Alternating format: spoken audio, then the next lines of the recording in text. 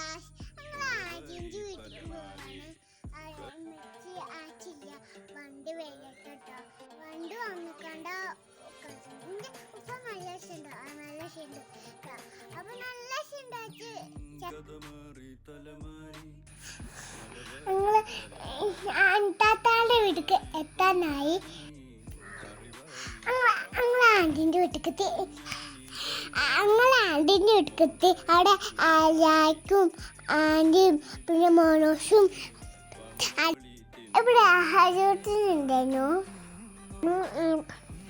ഇതാണ് ആൻറ്റിൻ്റെ വീട്. ഈ ബൈക്കിൽ കൂടി കയറാം. നമ്മളെത്തൊക്കെ എത്തി. അങ്ങനെ ഇതാണ് നമ്മളെ ദുഷ്യന് ഞങ്ങൾ അതുട്ടനെ ദുബായിക്ക് കൊണ്ടാക്കാനേ പോവാ. അപ്പൊ പോവാ.